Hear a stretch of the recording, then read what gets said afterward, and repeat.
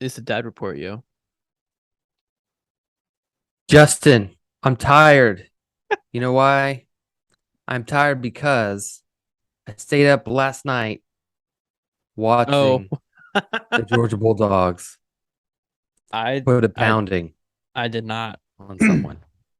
Yeah, the Horned Frogs, they're feeling it. They're feeling it. I saw some great jokes today where it said the plague of locusts had finally ended. Not locusts. There was a plague of frogs, right? One of the 10 plagues from Yes. Egypt. Hmm. Yeah, I saw some. I had a pastor friend who was his seminary where he is getting his doctorate is, I guess, right next door to TCU. And so they went to the game. And then today he's been posting how he's been sitting in a 10-hour seminar. I can't even imagine how you retain information in a 10-hour seminar. But anyway, he was cracking some jokes on Facebook about like the plague of the frogs is done and stuff like this. So, So my people last night were talking about my people, meaning my wife and my children. yeah. We're talking about how there's really not a horned frog. I cannot confirm or deny this. Just what they were saying, that there's no such thing as a horned frog. That what that thing really is a horny toad, and they just didn't want to say that because they're a Christian university. Can't say toads. We don't want to say toads. Again, Toads. I have not fact checked it. I That's, have yeah, no no. idea. I just thought it was funny. So, That's great. All hey, right. so Justin, I have a question for you. Yeah. Yeah. What color is the wind?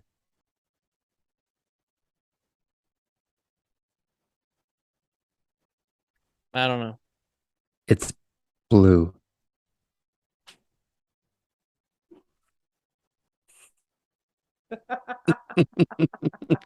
He's laughing in his hat because No. it's he doesn't want to admit that he's laughing. That was funny. It's blue. All right, Chad. Well, where are we going tonight conversationally as this blows through?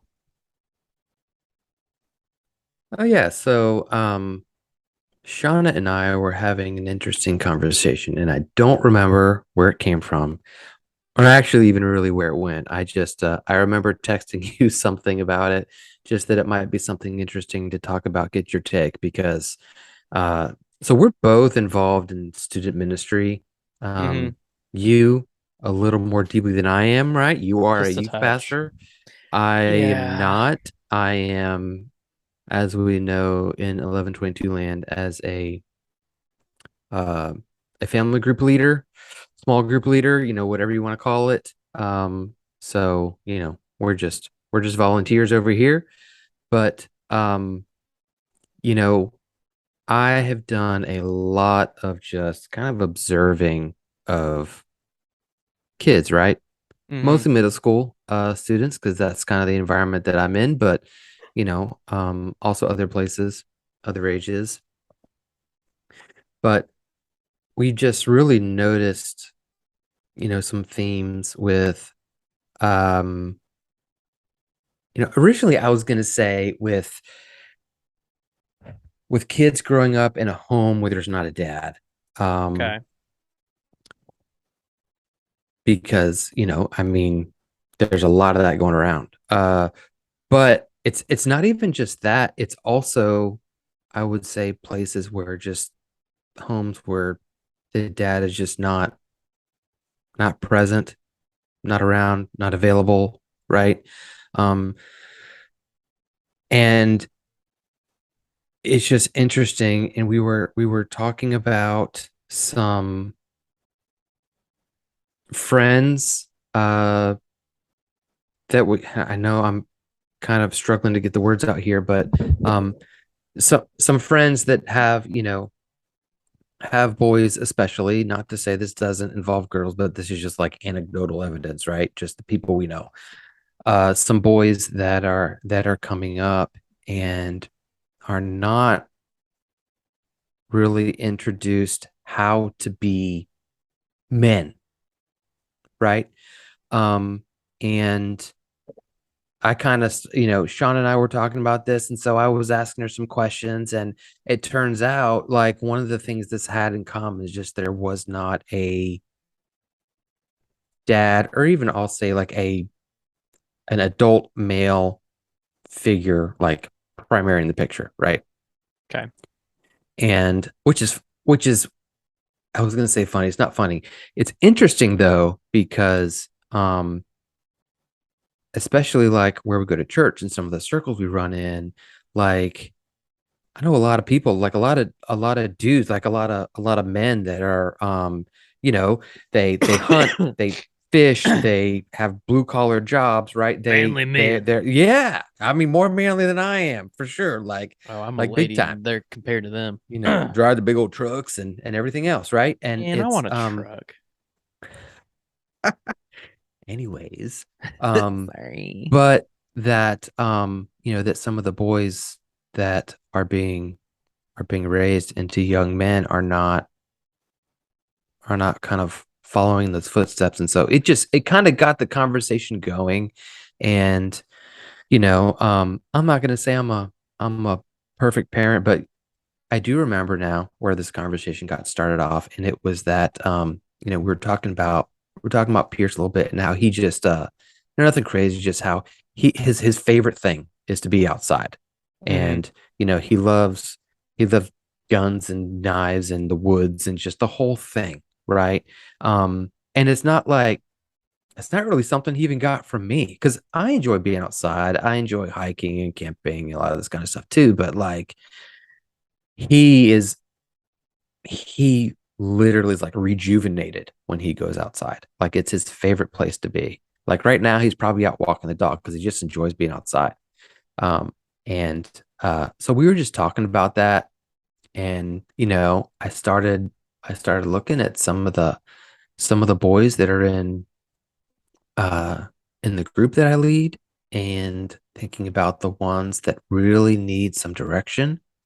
And then also the ones that are, you know, and granted, I know this much, right? I can only see what I see once or twice a week. So Right. again, anecdotal evidence. But what I'm what I'm seeing is, you can really spot one where it's like, okay, that one, he needs a role model. And those are the places where the dad is not present. Um, Uh, and as I was thinking about talking about this, like I really don't want kind of the single parent to be listening to this and getting bummed out and being like, whatever, you don't get me, because one thing that Joby says is that where the ideal is lacking, that grace abounds, and I love that. I love that line. And I think there's really some truth there, and I think uh, you know even those of us where we have a two-parent household where the mom and the dad are as engaged as they can be, and they're really doing their best to be involved in the kids' lives and raising them to be good kids that love God, and are just good Citizens. Americans, citizens. They hold down a job, they pay their taxes, yada yada yada, right? Yeah. They serve their communities, all these kinds of things. But like even us, and I probably see this more so than you, but I mean, to an extent, even with little kids, you can see this, is that like it takes more than just like the individual family unit to raise a child. And so even with ours, even the fact that like I work from home, so I see my boys a lot, right? Hmm. Um, and I try to be involved with them as much as humanly possible. But even them, they need other influences, both male and female, in their lives. And so we are constantly saying, hey, in your community, you have this guy and this guy and this guy, and you need to keep those relationships going. We have like, especially 1122, it's great. Like they both have a lot of male leaders in their life who love Jesus, who would like nothing more than to take them out and buy them lunch and just listen to how, Yep. things they're struggling with, things they need prayer for, things places they need to grow, where, whatever it is. And so anyway, I'd love to hear some of your thoughts on this, especially because you are a youth pastor and you Hmm. probably see a whole lot of this. Um, But yeah, those are just some themes that really stuck out. And I mean, it's kind of weird, but again, it's not like it sounds like the total cliche thing to say, but you can really spot when you have and we've seen this in girls too. I have boys, so that's why I'm talking about boys, because Sure. that's kind of what my eyes are drawn to, their peers. So that's what I see. But Shauna serves in students as well, and I know she sees this and in her realm as well. So yeah, I guess I'll stop and just see what you have to say. I was hoping for a question. First, I think what I'll do is we have a unused episode. There's a bonus episode where we discussed legacy and student ministry from when you guys first jumped in, from probably about 6 weeks ago now. So I think in tandem with this episode, or not too long after this episode, we'll release that one. So if you're listening to this, pay close attention for a bonus episode to kind of follow up this conversation or to complement this conversation. Secondly, yeah, man, I guess you're talking more so student behavior. And then we are drawing a conclusion that right, nature versus nurture, environment versus what's the other one? I don't remember now. But are playing into that one of the things playing into this behavior, the conclusion we're coming to is a lack of a parent in the home, or a lack of a parent that's intentional in the home. I think first of all, for single parents that are listening, like, don't be discouraged. Um, I was technically raised by a single parent. My parents were divorced, so we were traded off every once in a while, throughout the week. But my parents were divorced when I was finishing up middle school, and so I spent my high school years raised primarily by my mother, and but she was really good at being intentional with us, as well as intentionally finding men to help speak to the boy language inside of us. I think, I mean, this might be really harsh, but um, boys and girls are different. So you need to find the men and women who speak to the boy and the girl. You moms, you're doing great, but it's okay to say, let me go somewhere to find a young man, or a younger male adult, or an older male adult, to speak into my son. Dads, go find a woman at church to speak to your daughter about woman stuff. It's not a conversation you want to have all the time, or that honestly we're that equipped to handle. God designed it to be man and woman in a marriage with kids on purpose, because we can handle parts of our kids that the other can't, or vice versa. Eventually, Chad, you and I'll get around to having the sex talk. I have a little girl. If it was a boy, I wouldn't be as worried, but it's a little girl. I don't know how I'm gonna do that. You had boys, so I'm sure you felt fine. Shauna might have felt a bit out of place, but knowing Shauna, she probably handled it like a champ. Um, but my mom didn't have that conversation with us. Now, we had conversations in regards to sex, but I think it was a peace of mind for her to know that our father had at least given us the anatomy lesson. So, Yeah, and I think where I and I know the parents I know, I feel like, especially those that don't have the mom and dad involved, they would say, "Hey, I want to be that primary influencer."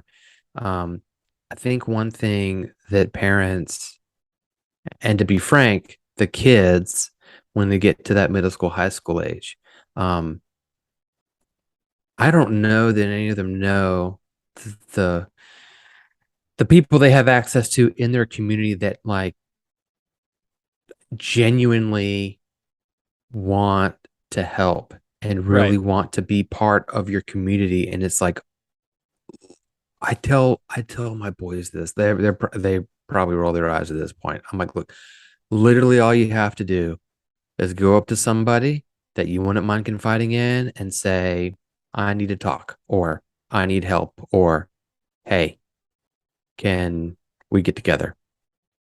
And they like it's actually part of their job, right? In the Yeah. church. Yeah. The people, the staff, right? Yeah. But then there's other people who like, I gotta tell you, if one of my buddies or one of Shauna's friends came to us and said, hey, really, we would just like another perspective. Would you mind talking to my kid about X? Hell yeah, let's do it. Like I would like nothing more than to be able to be that Yeah. community for somebody else. And I think I don't know if it's pride or what, or people just think that, you know, others just don't really care or whatever. I don't I don't want to think that, a parent can't do, X or, whatever it is. But um I just, there's we weren't designed to be lone rangers. No. And I think if people realized that there are people out there that are willing and really are just waiting to be asked to, to step in and fill that role of just being part of your community. I don't know. That's Yeah. where I guess that's where I land. Yeah. And I wanted to say that just to kind of bring some encouragement and maybe a little bit of challenge to some of the single parents potentially listening to this, because I know they're out there. And I mean, I was raised by one. It's not easy, right? And it's not easy. And so just like you said, just lean into that community. Even if you're not a Yeah. believer and you're just like, where do I even start? Man, just find a local church, see if they have a youth ministry, ask a lot of questions. Most of the time, the church does not care if you believe before you come. And they hopefully have a staff or a team of volunteers and a staff member who, yes, while yes, there is definitely they want your child to know Jesus. Part of that is they also just want to love on your child. And so even if you don't believe in Jesus, you don't care, but you're like, man, my kid needs just a healthy role model because I want him to be a productive member of society. Start there. And then maybe go to the Y. I don't know. I don't know if YMCA still does some of that, but kind of back, I guess, to your original, like you're noticing even with some kids where parents are in the home, dads are present, but their children are acting buffoons. Part of it, Chad, is man, it's just middle school. Like you're at an age where I think most of us have forgotten how we were in middle school to start. Um, Probably due to a variety of reasons, part of it being hormonal development and so much changing all at once that your body's like, yeah, I just don't think this is a core memory. Um, I had when I was teaching, we had a teacher, instructor, aides person, I forgot what she was, higher up on staff, but she used to say that like seventh graders become aliens. Like they just all bets are off. Like any form of humanity just gone. And so I think that's part of it. Like part of what you and Shauna might be seeing is it might be, at least at a base level, just normal middle school. Their hormones are up one day and then they crash the next day. And so one day they're like, "You're awesome, man," and like you're the best friend, and then the next day they're just like, "I hate you, get out of my face." And imagine like you see this once, maybe twice a week, like you mentioned. Like if you see one of your students on Sunday, it might be a little bit different from Wednesday. Their parents are having to swim through all that. Now, my follow-up question is, to what extent is the parent actually involved in the home? And I think it's funny. I mean, I know you're drawing on my career, like, oh, he's the youth pastor. I think I saw this more when I was an educator. And there's some of it in Oh, student I'm ministry. sure. There's some of it in student ministry as well. We have one girl who, I don't know if parents are divorced or mom died, but dad's remarried, and they definitely are. They're, I mean, she's not middle school, so she's a little bit older, but they're like she's like running away from home, and like they're beefing, and he's called me because he was trying to find her, and like I was like, dude, I know I didn't, like, she's not been a student ministry. I haven't seen her. That's some of the stuff you have to walk through as a student pastor. You're like, this can be really hard. And I've obviously heard her side as far as like home life is kind of tough, but then there's him talking about like how she doesn't respect, she doesn't obey, and hearing the tone of voice, and it's hard because as humans we just want to make assumptions. Like it's part of me, it's like, okay, you want her to obey, but in what way are you requesting obedience? What's the manner by which you demand or expect obedience? Because that will determine how somebody follows you. The way you ask or expect obedience or submission will determine the way in which they do it. And but I don't know how much of that either is him speaking out of whatever the issue was between he and his wife or previous wife, or if she passed. Again, I don't remember the story. I just know the student, and I know that she comes with a lot of brokenness that also comes with a lot of drama. Like she would be the one where I'd probably be like, yeah, she's got a lot of drama that I think is coming from some of the fact, like she had technically has two parents in the home as far as like he's remarried, but that then comes to, okay, so what level of attention, and that's where I saw this in education, like, okay, so you're the parent. Are you spending time with your kid? Are you disciplining your kid? At which point did you decide, no, no, they got this. I'm going to be done disciplining my kid. Um, we were talking with some friends there, and we've got some friends who are expecting their first kid, and so we're all hanging out and chatting. And I forget who was bringing it up, but one of them was talking about how just turning off TV, putting the phone away, and spending even just 30 minutes of eye to eye, face to face time with your like newborn, toddler, infant, younger child just does wonders for your relationship, for their development, for you.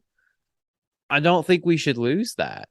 In fact, I wonder if that time needs to grow. Now, it might not be 30 minutes a day. It might be that you do an hour and a half on a Saturday, and then it's 15 minutes throughout each day because we're all busy. Your kids are in school.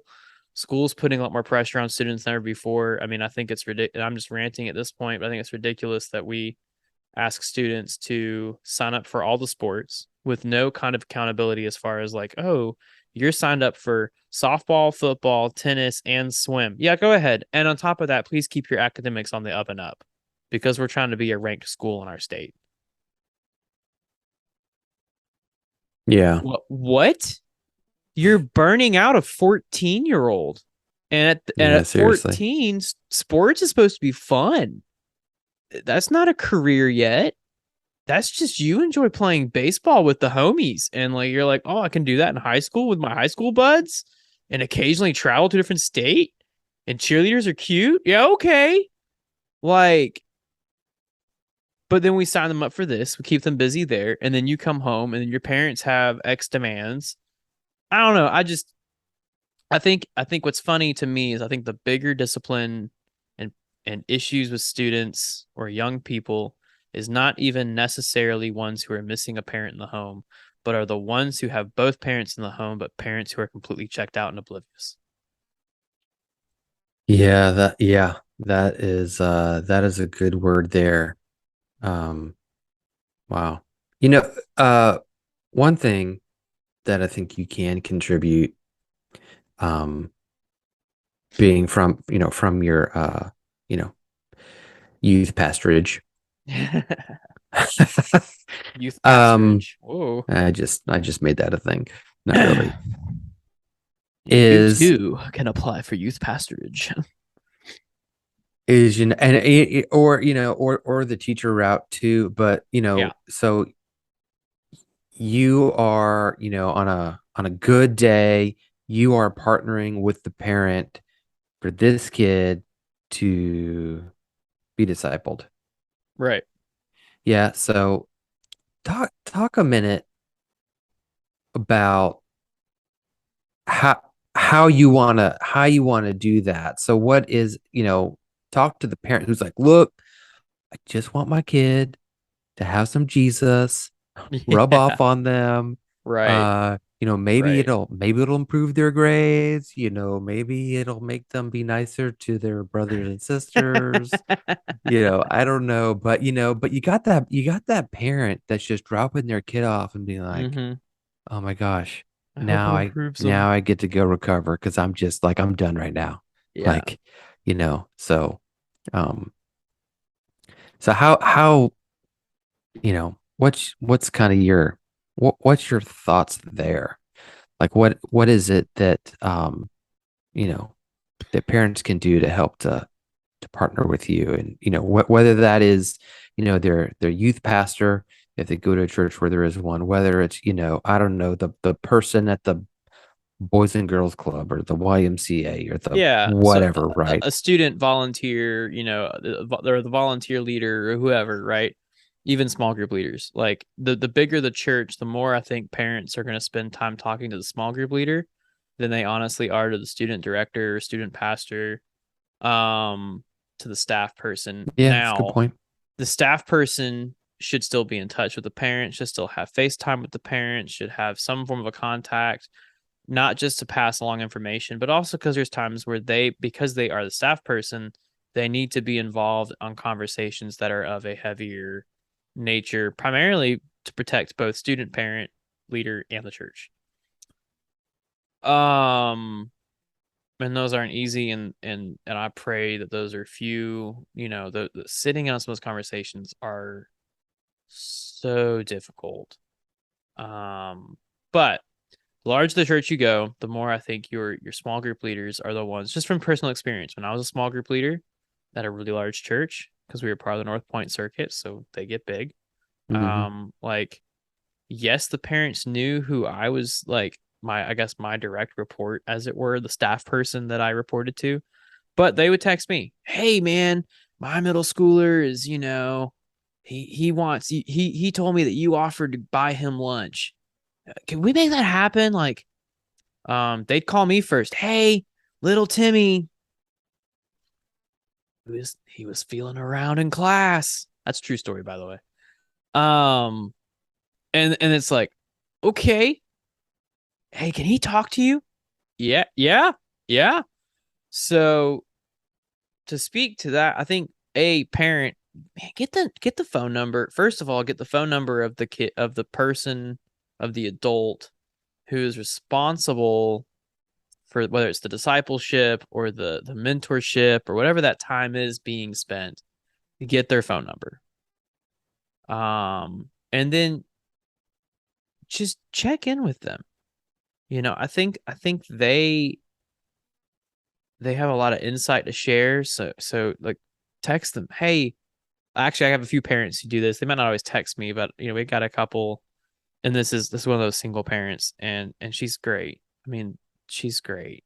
Her son has issues, but it's more so he's just an eighth grader, and COVID also, like, COVID really jacked up a lot of social cues for a lot of kids. It jacked up a Oh lot of their yeah. education. Like, we're also facing that, right? And everything's behavior. Some of it's literally just like, you paused society for 2 years, or you put intense restrictions on societal norms for 2 years, and you somehow expect there to be no kind of consequence to that.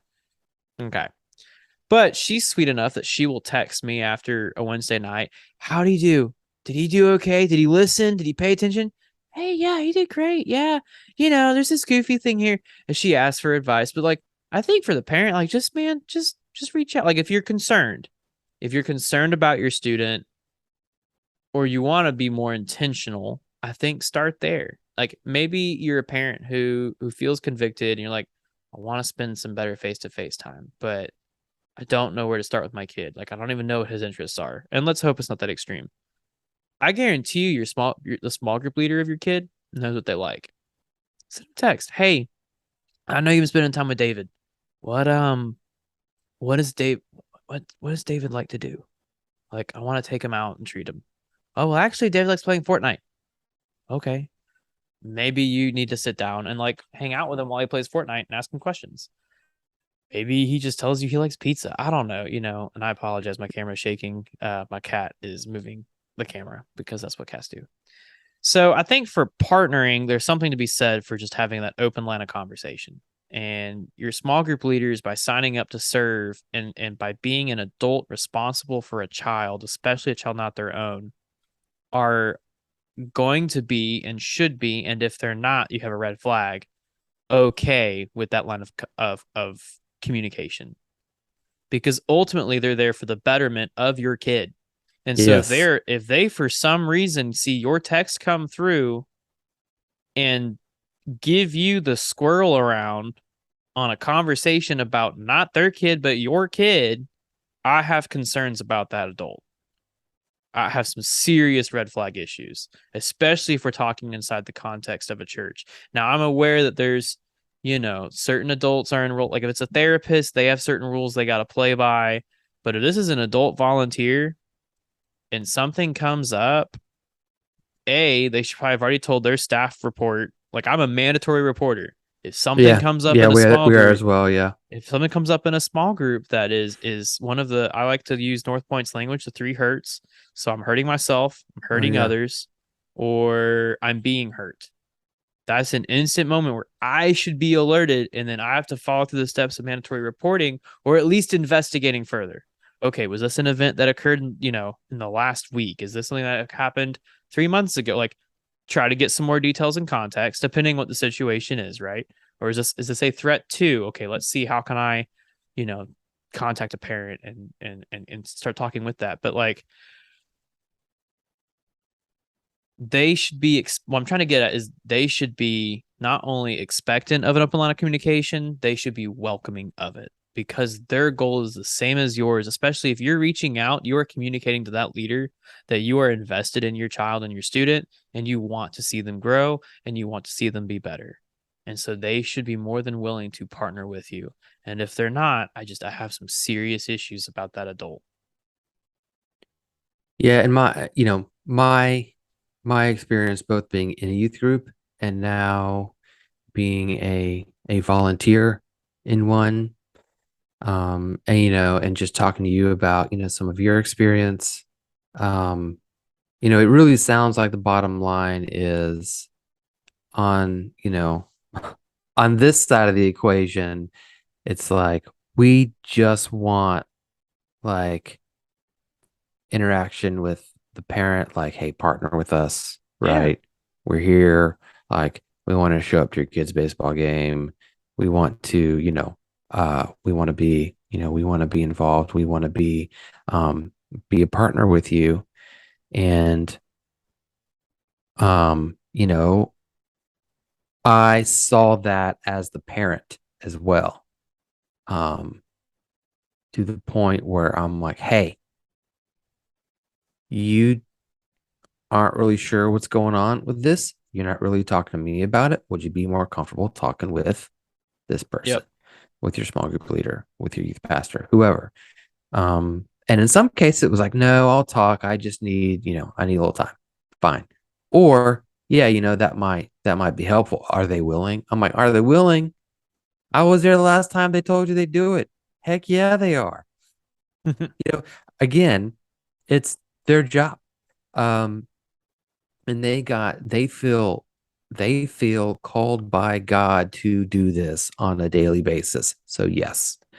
Yep. Um, but yeah, so really, really seeing it on from both sides, it's like the leader wants to partner with you. I mean, we're actually going through this right now, and we're reading that book, the where you got the three hertz from, and I forget the name of it. And I Is it lead small? Yes, that is Okay. it. That's it. I didn't know if y'all use lead small or Yeah. not, but yes, that's a great hmm yes. And And it's actually, I'm in super the middle simple. of it, and I just read that part, and I'm Okay. like, that's great. And so one of the key themes in that book is, hey, create a safe space, right? Mm-hmm. And I think that's the great thing that a church can do is the church is really separate from what you got going on at home, right? That kid shows up, they should be in a place where they feel like if they're ready, that they can engage with their adult leaders and know that um that leader will take that information and do the appropriate thing with it, Yeah. right? So if there is one of the three hurts going on, that means they're gonna Yep. report it. Um, if that means like, hey, this is just like something we're gonna pray with you about, fine. But it's the providing a safe space. I know there's a lot that goes into that. It's you know, um, but that is that is a huge thing. And man, I remember. I mean, you were a teenager too. You talked in this podcast about a lot of the stuff you went through as a teenager. I was also a teenager. My parents got divorced. Went going through all this stuff, grades, girls, parents, all the Yeah. junk. And just knowing on a Wednesday night, I could freaking show up and I was going to have some food that was completely not healthy for me. Yep. And, but I had people that were there, to love me, to care for me, to pray with me, Yeah. and to listen.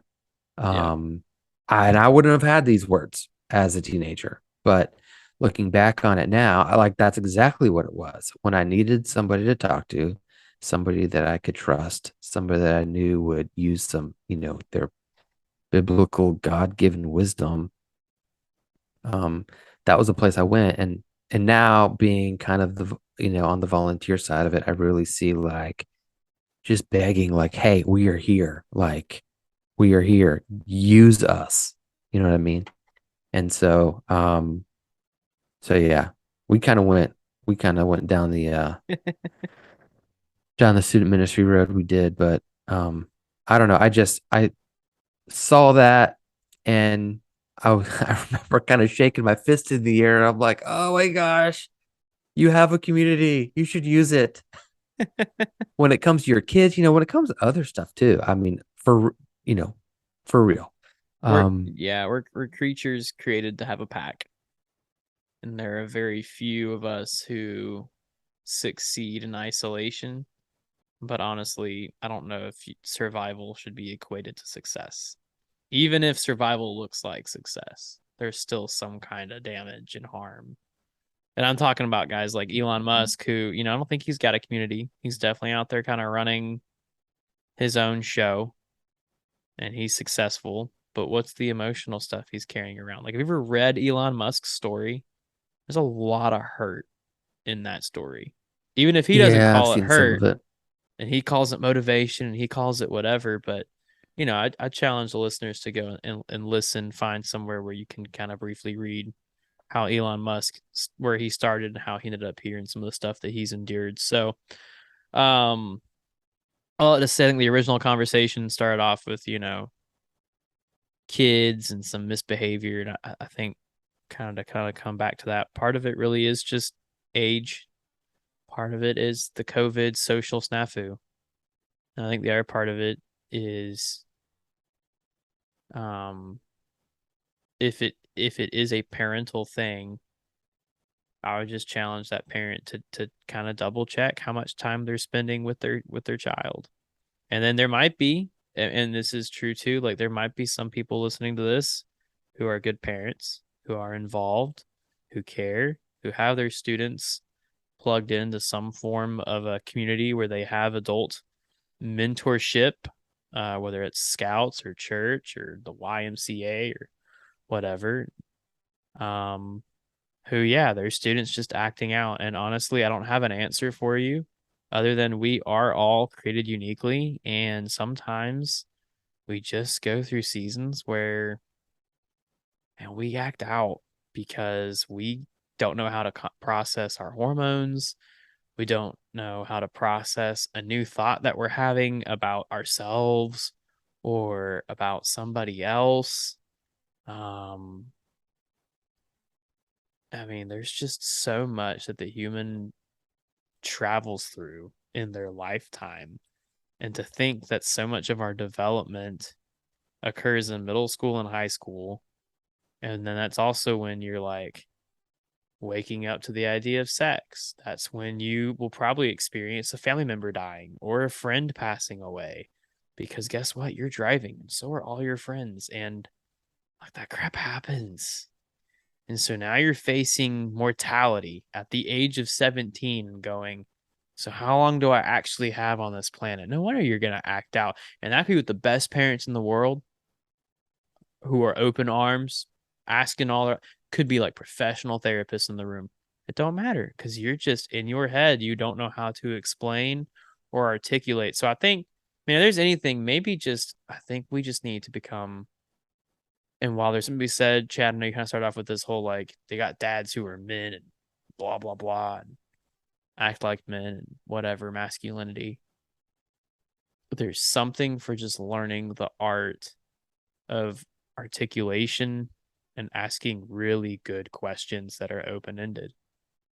Learning to identify feelings, learning to put words to emotions. That way it strips the power from the emotion and you can walk through it. Yeah. Because I guarantee you the students you're witnessing, some of them probably have great parents and they're acting out because something at school triggered a thought and it's a thought they can't get out of here. And so they're either trying to self-medicate it, trying to cope with it, trying to process it, and they don't have the language behind any of it. Yeah, and I don't mean it to sound like all the kids who have two great parents at home that they're, they're very well behaved and stuff. No, like again, right? Middle school.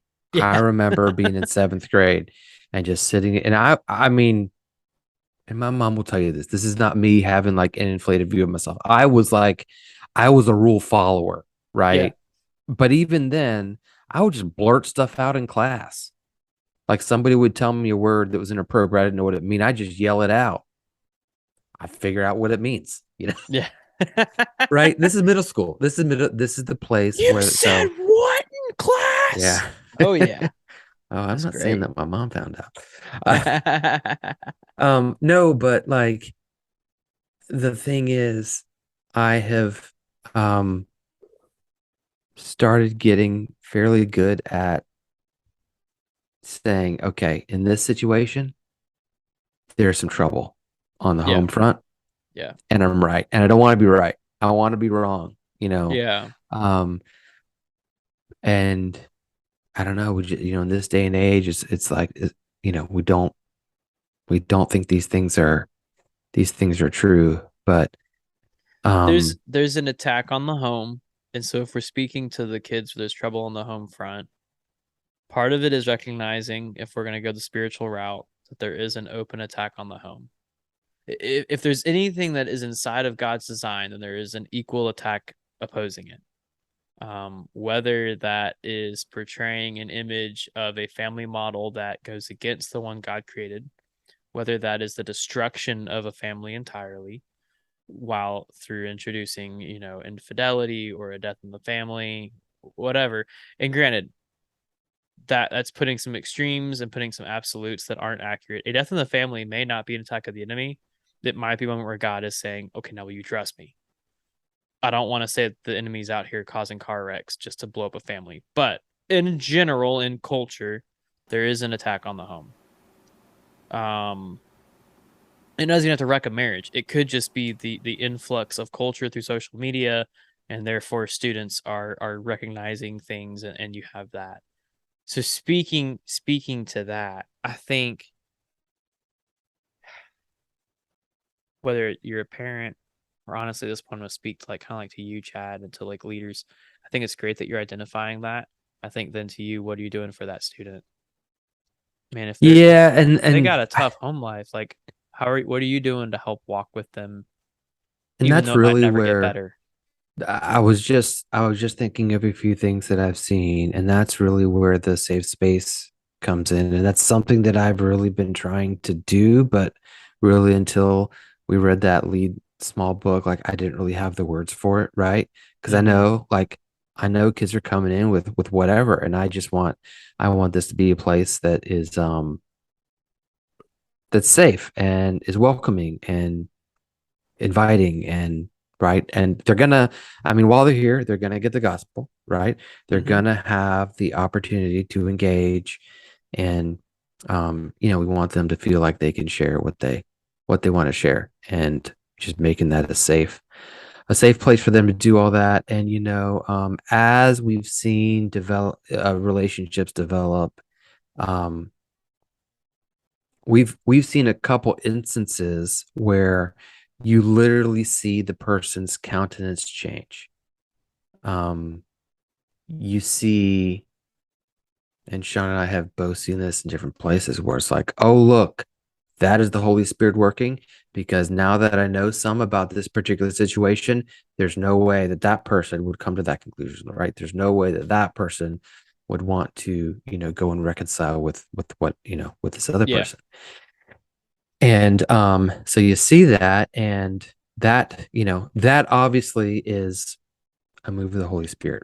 And that's nothing that we can do on our own. But, you know, um, and if you watch the Vision sermon from this weekend, you also heard Pastor Joby give that analogy of, I can't do this, but I can set up the dates, right? Yeah. I can put it in, I can expose you to this truth, and, let the Lord do what he's going to do. And if we are creating a safe environment for these kids to hear that, and then to break off into their, smaller groups, and to ask a question at the risk of sounding dumb, and, you know, asking a question, in their eyes that, they should already know the answer to, but know that's going to be received with grace, and, be able to engage with that.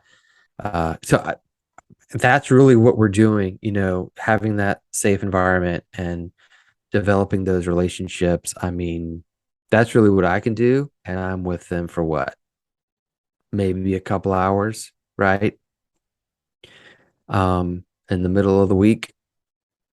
And and that's really it. A few of these situations, my heart just breaks, and I'm like, you know what? I really, and there's some things where I'm like running after them to the car, just wanting to see the parents' face, wanting to say, hey, introduce myself. And sometimes it happens, sometimes it doesn't happen. But, Yeah. that's kind of where that's where I'm at. And when, again, when we kind of started having this conversation a few days back, it's just, I don't know, man. It's, it's a thing, and I wish it wasn't a thing, but what are you gonna do? Like, uh, yeah, I don't know. In some cases, I think the enemy is at work. In some cases, it's just, can it be a demon? Sure. Uh, can it be a product of a broken world? Sure. Can it just be that you're dumb and you make stupid decisions? Also, yes, right?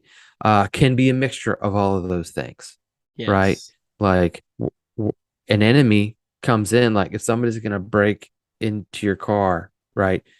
They're going to go jiggle the handles and find the door that's open, right? They don't necessarily need to break a window. It's If true. they can find the one that's easy for them to get into, right? If the soil is if the soil's good, and you know the environment is set, they can, so it can be, I guess what I'm saying is it can be a mixture of things. But honestly, like, I don't necessarily care how, such and such family, like how it started. I'm just i'm just there to do what I can to love on that Yeah. individual, and to help that family. um you know because the bottom line is, we know that some of these kids will leave their faith, right? And not to say that I can save anybody, but just if there's anything I can do to kind of point them back and help them to engage, like that might be all I can do Yeah. on a Wednesday night or whatever. And if that's it, hey, I'm down. Because I'm there. My kids are there, so I'm hanging out with them. I get to see my wife too. We're kind of all there together, and hanging out with some of their kids. And I'm working on my Super Smash Bros. Game so I can go in there and lay the smack down. But that is still that's going to take. Jude is still discipling me in that art, There so you go. There that'll you take some go. time. Oh yeah, Super Smash Bros. Ain't no thing. Ain't no Oh my little thing. goodness, Woo. it's infuriating. Yep. Mostly because I'm so awful at it, but There you go. Well, all right, man. That was a lot. That was heavy. yeah, But hopefully for those of you listening out there, that was even though it might have been a little tough at times or a little convicting, I hopefully there was a grain in there of some kind of encouragement or a challenge, because I mean they're worth it. Kids are worth it. yeah, and I mean, I think the if I'm gonna have my closing argument here, it's it's that you've got people around you in your community that are there ready and willing to help. Mm-hmm. Um, They care. and yeah.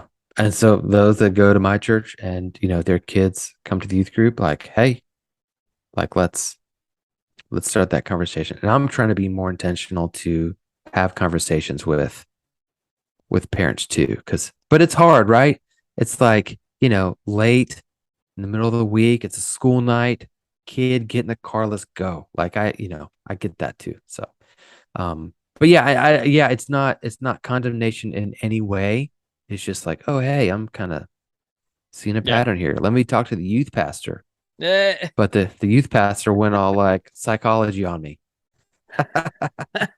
My brain runs in that route. I don't know what answer Hey, you were hoping to hear, but no. It's I actually like psychology. It's very interesting how the brain and personalities and all that work. Like, so yeah. I'm here for it. Well, on that note, good sir, and to those of you listening out here, till next time, this report is closed. See ya.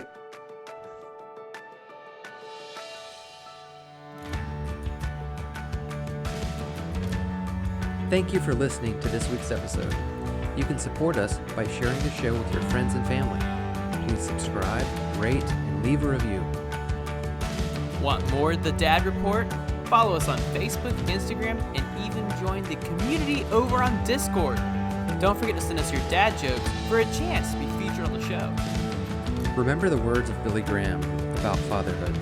A good father is one of the most unsung, unpraised, unnoticed, and yet one of the most valuable assets in our society. So if you are a dad, we're cheering you on. If you have a dad, be kind to him. And if you know a dad, tell him about our podcast.